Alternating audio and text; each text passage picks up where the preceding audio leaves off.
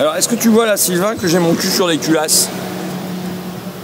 Donc ça, c'est des culasses de bagnole qui partent sur les Renault, qui normalement sont fabriquées donc ici, jusqu'à maintenant, dans le Poitou, à Ingrande, et qui là, si ça ferme, puisqu'il y a un gros risque, devraient être fabriquées en Turquie, en Slovénie, peut-être encore plus loin. Donc là, c'est dans le Poitou, mais c'est à peu près la même histoire qui se déroule en Bretagne, c'est à peu près la même histoire qui se déroule dans le Jura, et en vérité, en ce moment, tu as 6 fonderies qui sont sur la sellette. Donc c'est tout un secteur, et c'est jusqu'à 40% des emplois qui pourraient disparaître d'ici 2030, donc en moins de 10 ans. Quelles sont les causes? Le gouvernement a dit la cause, c'est qu'il y a besoin de moins de diesel. Donc comme il y a besoin de moins de diesel, c'est mort pour les fonderies. En vérité, ça vaut pour ceux qui font de la fonte. Et ça, il y en a. Tu vois, il y a un bout d'ici qui fait de la fonte. Mais tout ça ne vaut pas pour la fonderie en aluminium. Et ici, il y a une fonderie en aluminium, c'est celle qui est sur la sellette d'ici septembre. Tu as une fonderie, le Jura, c'est aussi une fonderie en aluminium. Et sur les 6, en fait, tu as 5 sites qui font de l'aluminium. Et là-dessus, la cause technique, elle est là pour masquer, en vérité, une cause économique qui est qu'on laisse se poursuivre les délocalisations. Et qu'on laisse partir pour économiser quoi 10 €, 15 € sur une culasse de bagnole, et on laisse partir ça à l'autre bout de l'Europe ou à l'autre bout du monde. Alors on dit oui, mais ça va être le passage à l'électrique. Mais l'électrique a besoin de culasses en aluminium, a besoin de moteurs en aluminium, a besoin de tout en aluminium. Tu vois, les gars là me disaient à l'intérieur, la Dacia Spring, donc Dacia c'est Renault, qui va être la voiture la moins chère en électrique, elle va être fabriquée 100% chinoise. Et pourtant, on va donner 3 000 € de subvention pour chaque voiture produite en Chine. Le contribuable français va donner 3 000 € pour aider à l'achat de cette voiture produite à 100% en Chine. Tu as la Twingo électrique qui elle est produite en Slovénie.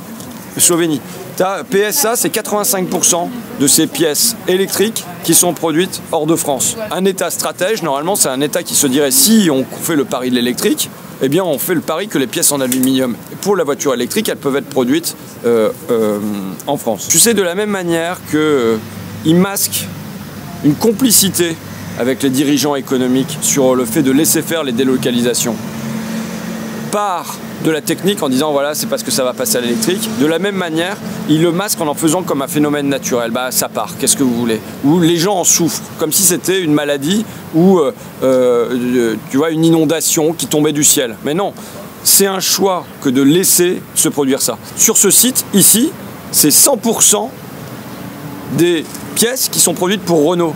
Et d'ailleurs, avant, c'était une filiale de Renault. En Bretagne, c'est Renault. De la même manière, dans le Jura, c'est pour Renault aussi. Qui est le premier actionnaire de Renault? C'est l'État à hauteur de 15%. Donc déjà, en général, moi je considère que l'État peut. Quand il veut, il peut. On l'a bien vu sur les citoyens pendant la crise du Covid. Quand l'État vous interdit d'aller pisser à plus d'1 km de chez vous, il y arrive. En revanche, là, ils nous disent que l'État ne pourrait pas empêcher que des culasses produites à l'autre bout de l'Europe ou à l'autre bout du monde viennent ici. Mais non, si l'État peut, et là, l'État peut d'autant plus qu'il est le premier actionnaire de Renault. Donc il suffirait que l'État dise à Renault, écoutez, on exige, on vous a filé 5 milliards l'an dernier pour vous aider dans la crise économique, on exige qu'en échange, vous mainteniez les fonderies en France. Et il suffirait que l'État mettre le couteau sous la gorge pour ça à Renault. Enfin, il n'y aurait même pas besoin de mettre le couteau sous la gorge, j'aurais juste besoin d'en faire la demande. Et ils ne le font pas. Ils laissent faire. On a un État qui, à la place d'être acteur, est un État spectateur. Et c'est pour ça, quand on voit tout le cinéma à Douai, je dis Macron, c'est l'inverse des escargots. Les escargots, ils sortent quand il pleut, lui, il sort quand il fait du soleil pour apporter des bonnes nouvelles. Mais en revanche, dès qu'il y a de la pluie, dès qu'il y a de l'orage, il n'y a plus personne. Eh bien, donc le cinéma de Macron va à Douai pour annoncer que voilà, il va y avoir des batteries électriques et ainsi de suite. Mais pour 2000 salariés des fonderies, l'État ne bouge pas le petit doigt alors que Renault est le seul donneur d'ordre. Ça me rappelle, tu sais, chez Luxfer qui fabriquait des bonbonnes pour l'oxygène des pompiers et des hôpitaux, où quand ils étaient montés au ministère de l'économie, le gars leur avait dit qu'est-ce que vous voulez? Un actionnaire, c'est comme un enfant, quand il décide de casser son jouet, on ne peut pas l'en empêcher. Et bien là, c'est l'État l'actionnaire. Donc s'il veut décider qu'on ne casse pas le jouet que sont les fonderies du Poitou, les fonderies de Bretagne, les fonderies du Jura, toutes ces fonderies qui sont en train de crever, l'État le peut. Et aujourd'hui, c'est parce qu'il ne le veut pas. On arrête là-dessus. Comme ça, Mélanie, elle va être contente parce que sinon, on est en retard sur la prochaine visite. Là, on est aux fonderies du Poitou. Et moi, je vous propose de regarder le président de la République hier, à Douai, qui parle de vous. On doit garder une filière de fonderie française. Et donc là aussi, on va réinvestir, on va reformer. Et puis sur les sites qui ont été les plus durement touchés, on va accompagner. C'est de la poudre aux yeux, c'est bien. Non, mais les mauvaises nouvelles en fonderie, c'est lui qui les fait, les mauvaises nouvelles. Le principal actionnaire de Renault, c'est qui? C'est l'État, donc c'est lui.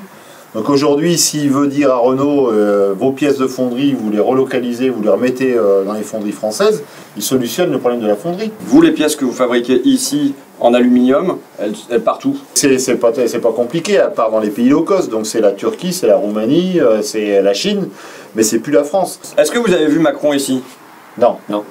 Il n'est pas passé? Non. Non. Est-ce que Macron est passé aux fonderies de Bretagne? Je sais pas. Je pense pas. Non, je crois pas. Pour moi, Macron, il a fait aucun site des fonderies. Je pense, pour moi, je l'ai jamais vu sur un site des fonderies. Ils viennent ici, hein, il y a quand même 300 collègues là, qui vont être foutus dehors, quoi, donc... Vous le recevriez ici? Nous, on est prêts à le recevoir. Hein. Il n'y a pas de souci. Les fondeurs, c'est pas des gens violents, c'est des gens qui défendent leur boulot. Parce que vous savez, moi j'ai l'impression que Macron, c'est l'inverse des escargots. Il vient quand il fait beau. Il vient pour apporter des bonnes nouvelles. Nous, on l'a vu chez Whirlpool à Amiens, il est venu pour apporter une bonne nouvelle. Là, il va à Renault Douai, il vient pour apporter une bonne nouvelle. Mais dès qu'il pleut, il est plus là. Quand il y a de l'orage, il n'est plus là. C'est pas une nouvelle pour l'économie. Et nous, on l'invite à venir, mais c'est pas pour qu'il nous accompagne à Pôle emploi. C'est pour qu'il sauve la fonderie toutes les fonderies en France. Il y a une date limite quand même, parce que Avant la fermeture, ça serait. Alors nous, ça serait bien qu'ils viennent avant la fin du mois de juillet, tant qu'à faire. Parce que Parce que après, on ne sait pas si on va aller au-delà. On a une trésorerie qui nous tient jusqu'à fin août.